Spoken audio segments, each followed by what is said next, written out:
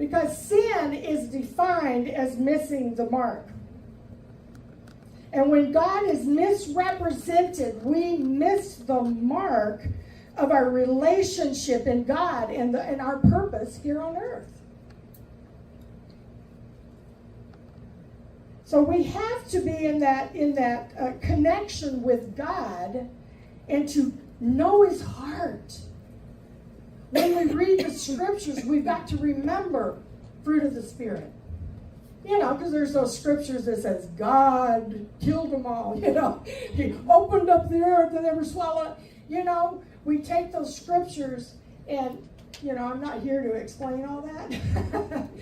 But it causes us to think, oh my goodness, he's hard.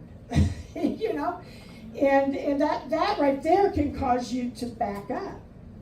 And I thought it was interesting. Last night, right when worship began, I had to run back upstairs.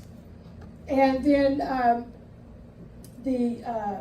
and as I left the room, we're way down at the other end of the hall.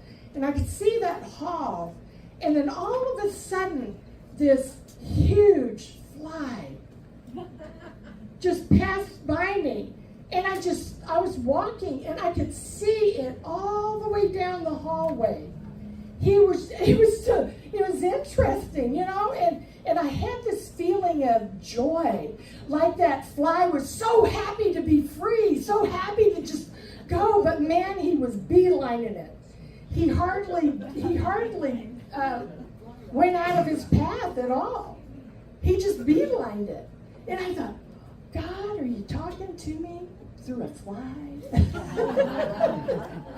You know, but I really felt like God was saying that about missing the mark, and the simple fact that when we're targeted on God, we're lined up with His truth, that there's joy and happiness, and there is a freedom